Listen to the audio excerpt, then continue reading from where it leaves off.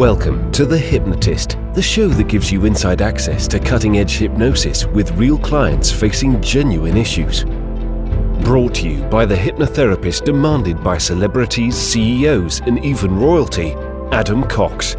These recordings took place live from Adam's clinic in London's world-famous Harley Street. This podcast features powerful hypnosis, so do not listen while driving or operating machinery. This recording is not suitable for those with epilepsy or severe mental health issues. So, get yourself comfortable and enjoy today's episode of The Hypnotist. Hi, it's Adam here, and in this episode of The Hypnotist, I'm going to be having just a bit of an explanation of something I believe to be the case when it comes to therapy. And I believe that you shouldn't change. Now, that's a weird thing for a therapist to say. Most people, I would say if you stopped 100 people in the street and you said, what kind of people should change? They might say gamblers and drug addicts and people with anger issues and all these kind of things. And I want you to appreciate that a should normally is a value judgment. It's someone judging through their values and projecting them onto someone else. So what tends to happen when people start internalizing those value judgments is it creates a disconnect. It creates that dissonance where a part of them really feels that they should make a change, but another part of them really doesn't want to. So I thought it would be useful, since this is a therapy-based podcast, to just share my thoughts in terms of when you should and shouldn't actually make a change. So one of the key things that I thought would be useful in terms of reasons why you shouldn't change, simply, I guess the best reason for resisting the thought that you should change is if deep down you really don't want to. And I've seen certain cases where a parent, for example, has got in contact with me for an overweight child, and they have their values that their child should lose weight. I've also, in my early days, it was a bit of a red flag now, but in the early days, I would work with clients that their partner said that, you know, they really should lose weight or they should quit smoking. And one of my first questions after learning that if the motive is coming from someone else, that's not a good sign. As I said, but do you really want to? And if they don't, then, you know, in a pre-talk, I would just end that kind of pre-talk or end the session fairly briefly. Or I would say, well, if you don't want to make that change, what area of your life do you want to make a change? So simply not wanting to change is a very, very good reason not to change. And that's enough. You don't have to give any excuses. Another reason why you shouldn't change is simply because someone else, could be a parent, could be a partner, a spouse, a boss, is asking you to. Bearing in mind, a should is a value-based judgment. That's not to say there aren't consequences. And it might be that the intention of these people around you is that they genuinely do care. They're aware of the consequences. They're aware of potentially what will happen if you don't make a change. But that in and of itself, that they think you should change, isn't a good enough reason to change. It has to be an intrinsic motivation to want to make that change. For other people's convenience or values. For sometimes it would be maybe more convenient if, because normally there's collateral damage in a lot of certain things, excessive drinking, drug taking, for example. Other people could be caught in the crossfire. Now, again, if other people think that you should change for that, they might be right.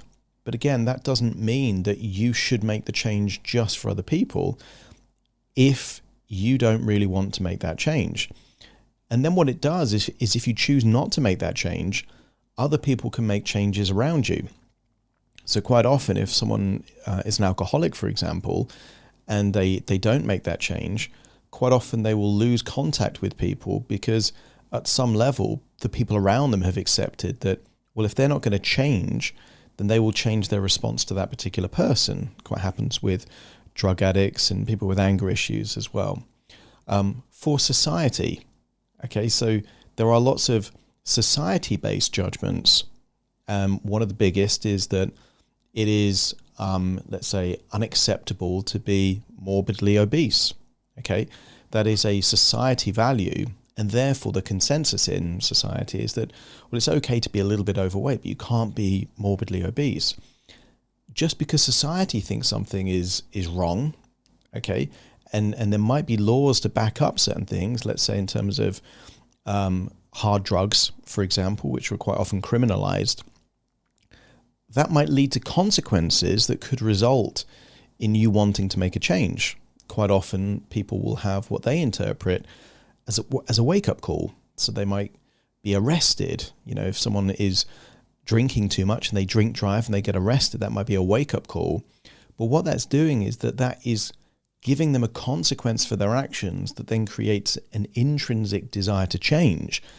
And it's the intrinsic desire to change that is the important thing, rather than society saying what you're doing is wrong. Okay, so there is a big difference. And just because, you know, let's say there is a society judgment that what you're doing is unacceptable, still isn't a good enough reason to make a change if you don't also agree with that society judgment. And let's look back in the past. There were certain times in history that slavery was legal, and various other things that we can say are morally reprehensible now were at one point in time socially accepted by society and legally accepted by law. That doesn't mean that they're right. So the key criteria needs to be your intrinsic desire to change, if that makes sense. And that's why interventions often have the opposite effect. If you're not familiar with the term intervention quite often is where friends and family members of a particular person are concerned and worried about a particular individual. And quite often they will create what's known as an intervention. So they will ambush them in an unexpected way and show them evidence of what they're doing, and quite often the consequences of that particular thing. Now, interventions can work. They can. But normally when they work, it's because there is an emphasis on communicating perhaps consequences that the individual is not aware of that are affecting other people, in which case that can create intrinsic change, okay? But calling an intervention and saying what you're doing is wrong and you should change normally creates a polarity response. A polarity response is when it entrenches the other person and they have a deep desire to do the opposite. And, you know, I can recall a moment from my past where myself and my brothers were worried about a family member, and there was lots and lots of evidence that they were doing something to excess, and we presented that information to them. But of course, the individual perceives that as being shamed or manipulated or controlled, in which case it can entrench and reinforce what they're doing. So quite often it doesn't work. And that's why creating an intrinsic desire to change, getting someone to the point of threshold where the should turns to a must, and there is a desire to actually do it for their own reasons, and because they see value in the change, that's a crucial part of it. But an ambush or creating an intervention rarely works. So there are certain things that I've seen over, you know, many years that I've been a therapist, that people quite often use the word should, and quite often it gets picked up in a free consultation call that I do with people, and they say, I should really lose weight. You know, I should drink less. I should stop smoking. I should shouldn't do drugs. I shouldn't gamble. You know, I should, be much better with my money. I shouldn't spend so much on shopping. Now, these shoulds tell me everything. And that is that these are value judgments that a part of them agrees with, but a stronger part disagrees with, because they're getting more value from the behavior than they would from changing. Okay? Now, if that's the case, and you can relate to this in your own world, for example, let's say, for example, that you know, you see certain foods, okay, and you might be celebrating, and you might say to yourself, oh, I should really be good today, I should eat healthy, but then you see delicious cake or something like that. Quite often, we don't do what we should do, and we desire what we want to do. And in the hierarchy of decision making, a should is very, very low down the hierarchy. A need is really, really high. So quite often I will detect the language in people that are struggling to change because they say things like, yeah, I should quit smoking, but I really feel like I need to smoke. Okay. They will do more to meet a need than they will to respect a should. Okay. And when you flip that the other way around and you make the desire to change a need, which you can do, you know, it's in a pre-talk and a consultation, you can get the desire to change to a need, and that's called crossing the point of threshold. Then you're creating an intrinsic desire to change, and that's a massive thing. So weight loss, smoking, drinking, drugs, gambling are all the kind of things that quite often people will say, yeah, I should really stop doing that. While they're framing it as a should, change is virtually impossible. Okay. When it becomes a need, I need to quit smoking, I need to lose weight, then I know that I can work with that individual to create amazing change. Okay, so certain language things to be aware of. But just to echo that point I said before, if you're thinking about calling an intervention with someone that you know and care for, there's probably a better way of going about it than what will feel to them like an ambush. So I'm going to end on a positive, because I feel that's important, because I'm giving you lots of reasons why it doesn't make sense to change, or that change, you can't change someone that you love. So 3 reasons why it could make sense to change, and to change with a therapist. Okay, number 1, and it's the most important, is that you genuinely want to make a change. Okay, if you genuinely want to make a change, a good therapist can really work with that, because you already have that intrinsic motivation to have a different life. That's very powerful. Do not underestimate that. Your desire to change is powerful. That's the starting point. The second key ingredient to justify working with a therapist is that you simply can't change yourself. Okay, because here's the key thing. If you really want to make a change, and you can do it yourself, it would be crazy to pay for a therapist to help you make a change if you already know what you want to change and you can already make that change. Save the money, change yourself. A lot of people try changing, and what they find is that certain beliefs hold them back, certain inner conflicts, or a feeling of, yes, I want to make the change, but I also want this other thing. So if that's the case, that you want to make a change, but you simply can't change yourself, that's a very good reason to find a competent therapist to help you. And then the third key reason why it could make sense to change with a therapist is that you don't want the consequences of not changing. Okay. And that's a really powerful way of flipping things. So if you ask the average smoker, do you want to quit? Well, no, is going to be the case in most smokers' case, because they link pleasure to smoking and it helps them relax with anxiety, with boredom, in social situations, you name it. So do they want to quit? Quite often it's a no. But do they want the consequences of never quitting? And once they start thinking about what would that mean, 10, 20, 30, 40 cigarettes a day for the next, few decades, what would the consequences of that behavior be?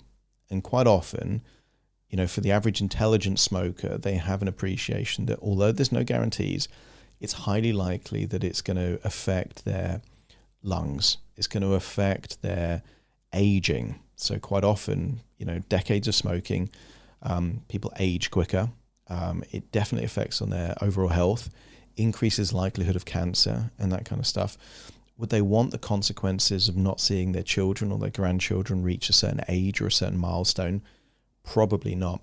So if you're thinking about a change in your life, it's better to think about not, do you want to stop doing that? Do you want to lose weight? But what's the consequences of never being at the ideal weight for you ever again? What would that do to your consequences? What would that do to your self-esteem? What would that do to your confidence levels and your ability to feel good in your own body? And here's the important thing. If you can accept those consequences, no reason to change again. If you're assessing, okay, that if you smoke at the same level and you continue to smoke, and you're comfortable knowing that, yeah, you might die 10, 20 years earlier than you would if you didn't, and that it might make you look a bit older, and you're good with that, absolutely no reason to change. Why would you? And that can apply to any area of your life. There are gamblers out there that are spending 20, 30, 40% of their disposable income on gambling. But if they can reconcile those consequences, don't change. So just to mirror those three things back again in terms of genuine reasons to change. You genuinely want to, you can't simply do it to yourself, and you don't want the consequences of not changing. Now, if you're listening to that, and some of these are ringing a few bells here, there will be a link next to this recording, either on YouTube or the podcast, where you can book a free 30-minute consultation call where I can explore how I would work with you to create a change, but only if it's a change you want to make. And I'm going to leave you with one final anecdote, really, which is, I found it quite funny. Someone called me up, and I didn't recognize the number, so chances are it was a potential client. And they said, "You, Adam, are you the hypnotherapist?" I said, "Yes." They said, "I've got a problem, and I think I should change." Okay, immediately my ears pricked up because it's like, should, you don't really want to. And I said, "What's the problem?" And he said, "Well, I've done some research online and it looks like I'm a psychopath." Okay. And I said, "Well, how do you know that's true?" And he said, "Well, I've done numerous kind of quizzes and tests online and I have all of the attributes of a psychopath." And I said, "What are some of those attributes?" He said, I lack empathy, and I'm not very considerate of other people, and I have a big ego and it's all about me, and all these different kind of things." And I said, "Okay, do you want to change?" And he's like, "Not really, but I think I should." And I said, "Why should you change?" And he said, "Well, it's not good to be a psychopath, is it?" So he was seeking validation from me. And I said, "Well, let me ask you a question. Are you causing harm to yourself?" And he said, "Well, no." And I said, "Are you causing harm to other people? Like actual pain?" And he said, "Well, sometimes I'm a bit selfish and I don't really think about other people." And I said, "But is that actually causing pain and consequences for them?" He said, "Well, not really." And I said, "Well, here's the key thing. Even if you are, okay, one of a tiny percentage of the population that would fall into the classification of a psychopath, if you're not harming yourself and you're not harming other people, then there is no need to change. Okay, there is only one reason to change, and that is if you truly want to change. Okay, my advice is go away, really think about your life, and if it reaches the point where you change your should to a must, instead of I should change, I really want to change and I need to change, then get back in contact with me. And that's when someone has self-diagnosed themselves as being a psychopath. So if someone gets in contact with me and they're overweight based on society standards, okay, it's the same question. Do you want to make a change? Does it feel like something that you actually want? You want that kind of life where you're slimmer and healthier. And if you don't, then why work with me? And a lot of the time, I would say not a lot of the time, a small percentage of the time, the people that reach out to me are not doing it for their reasons and they don't truly want to make a change. And that's something now, after doing this for nearly a decade, I've got enough experience to be able to filter out those people that do want to change as opposed to those people that just feel like they should make a change. And if you feel like you should make a change, but you don't really want to, that is more than enough reason not to make a change. Hope you found that useful, but if you are one of those people that do want to make a change, click on the link nearby and you can book a free 30-minute consultation call with me and we can explore what that would look like.